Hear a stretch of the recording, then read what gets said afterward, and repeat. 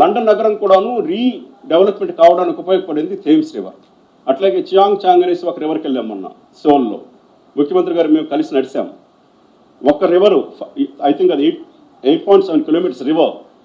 ఒక మేయర్ గారు దాని దృఢ సంకల్పంతో 4 సంవత్సరాలు పట్టుకొచ్చి దాన్ని డెవలప్ చేసిన తర్వాత 3.5 డిగ్రీ సెంటిగ్రేడ్ టెంపరేచర్ తగ్గింది నగరంలో. వాల్యూస్ పెరిగిపోయాయి. అది ఫైనాన్షియల్ డౌన్ టౌన్ డిస్ట్రిక్ట్. అది అక్కడ దాదాపు 2 లక్షల కుటుంబాలను ఒక ఏరియాకు తరలించి 60,000 దుకాణాల సముదాయాన్ని ఒకే దగ్గర పెట్టి వాళ్ళు డెవలప్ చేస్తున్నారు. చేసి చూపించారు. అప్పుడు నైట్లో నడవగలుగుతాం. బర్డ్స్ వచ్చి నిలుస్తున్నాయి, చేపలు చేరాయి ఆ నీళ్ళల్లో. బట్ నీటి యొక్క లోతు ఆల్మోస్ట్ ఒక నీ లోతులే, మోకాల లోతులే ఉంటాయి నీళ్లు. కానీ చాలా మంచిగా తీసుకొచ్చారు ప్రాజెక్ట్. అట్లాగే హాన్ రివర్ అనే ప్రాజెక్ట్ చూసాం అక్కడే, అదే సియోల్లోని.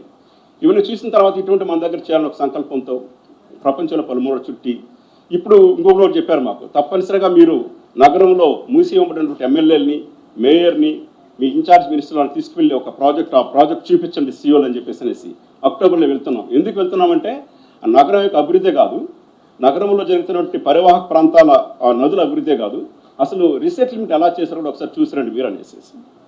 సో అది అక్టోబర్లో వెళ్ళబోతున్నాము. దాన్ని కూడా ఫైనల్ చెప్పింది డేట్ వెళ్తున్నాం. ఇవన్నీ కూడాను ఈ నగరానికి ఉన్నటువంటి ప్రశస్తిని ఇంకా పెంపొందించాలి. $80 బిలియన్ నగరాన్ని నైట్ అండ్ ఫ్రాంక్ వాళ్ళు చెప్తారు 2035కి $250 బిలియన్ ఎకానమీ అవుతుందని ఒక report. అట్స్ happening. Hyderabad is the most happening, fastest growing city. మరి సిటీని ఇంకా ముందుకు తీసుకెళ్లనే ఉద్దేశంతో ముఖ్యమంత్రి గారు మంత్రివర్గం సభ్యులంతా కూర్చొని చర్చించేసినటువంటి ప్రాజెక్ట్ ఇది. దీంట్లో చారిత్రక కట్టడాలు తీసుకురావడం, ఉదాహరణకి ఉస్మానియా జనరల్ హాస్పిటల్ని షిఫ్ట్ చేసి అక్కడ మంచి దాన్ని, అది ఒరిజినల్ స్వరూపం తీసుకురావాలి. దాని పక్కన ఒక చెట్టు ఉంది, 105 సంవత్సరాల క్రితం దాదాపు 150 మంది కాపాడిన చెట్టు అది. ఇన్ఫ్యాక్ట్ మేము రేపు ఎల్లుండి దానికి విజిట్ చేసి అప్పటిక ప్రోగ్రామ్ చేద్దాం అనుకుంటున్నాం. అట్లా ఎదురుగా హైకోర్టు ఉంది.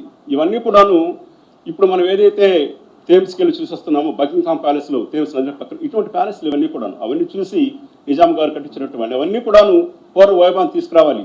గోల్కొండ కోటని టూరిస్ట్ స్పాట్గా చేయాలి, తరామతి భారత్ ఇంకా మంచిగా తీసుకురావాలి, సిటీ కాలేజ్ ఇంకా మంచిగా చేయించాలనే ఉద్దేశంతో చేస్తున్న ప్రాజెక్టులు ఇవన్నీ కూడాను. అదే కాకుండా ఎకలాజికల్గా రివర్ని మంచిగా చేయించాలి. ఇవన్నీ ఊరికే చెప్పడం కూడా కాదు, ఆల్రెడీ ఒక ప్రాజెక్ట్ స్టార్ట్ అయింది.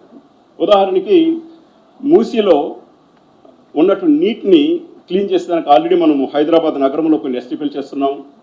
హైదరాబాద్ నగరంలోనే చేస్తే సరిపోదు, చుట్టూ ఉన్నటువంటి దాంట్లో హైదరాబాద్ నగరం 650 కిలోమీటర్లు, ఓఆర్ఆర్ లోపల ఉన్నటువంటి ఏరియా ఇంకొక 1600 కిలోమీటర్లు ఉంది, స్క్వేర్ కిలోమీటర్లు. అక్కడ ఒక 13 ఎస్టీపీస్ని ప్రాజెక్ట్ ప్రభుత్వం శాంక్షన్ చేసింది. ఈ వారంలో టెండర్లకు వెళ్ళబోతున్నాం. 3,800 కోట్లు ఖర్చు పెట్టిపోతున్నాం. హైదరాబాద్ నగరంలో వచ్చేటువంటి మురికినంతా కూడా క్లీన్ చేసేదానికి 3,800 కోట్లతో 970 మిలియన్ లీటర్లు ప్రాజెక్ట్ ఒకటి స్టార్ట్ చేస్తున్నాం, 3,800 కోట్లు.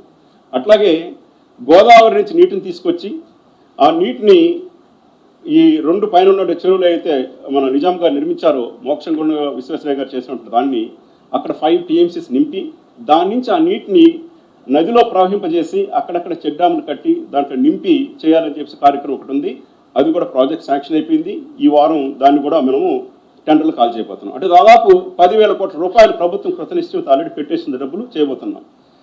2026 నాకు తెలిసి జూన్ జూలై నెలకంతా కూడాను ఖచ్చితంగా ముఖ్యమంత్రి గారి ఉద్దేశం ఏంటంటే, మాకు ఇచ్చినటువంటి ఉద్దేశం ఏంటంటే హైదరాబాద్లో ఉన్నటువంటి మూసీ నదిలో తప్పనిసరిగా మంచినీళ్ళు వెళ్ళాలి.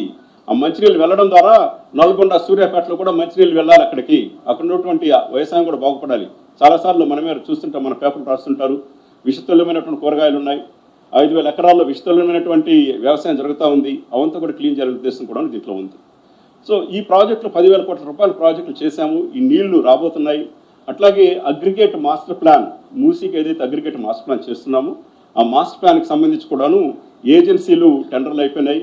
అయితే తొందరలో ఏజెన్సీ ఫైనలైజ్ చేస్తున్నాము. ఇంటర్నేషనల్ ఏజెన్సీస్, వేరు వేరు కంట్రీల్లో రివర్ ఫ్రంట్లో పనిచేసినటువంటి ఏజెన్సీస్ వస్తున్నాయి. వాళ్ళు పని మొదలు పెట్టబోతున్నారు. వాళ్ళ మాస్టర్ ప్లాన్ ఎవ్రీ 4 మంత్స్కి ఒక్కొక్క ఫేజ్ ఇస్తూ వస్తారు. సో దట్ మేము 2 సంవత్సరాల్లో రివర్లో నీళ్లు మంచిగా పారాలి, దాంతోపాటు రివర్ ఫ్రంట్ డెవలప్ చేయాలని చెప్పేసి అనుకున్నాము. దాని ప్రకారం వెళ్తున్నాం ముందు. ఆ వివరాలన్నీ కూడా తొందరలో మీతో నేను షేర్ చేసుకుంటాను కూడా.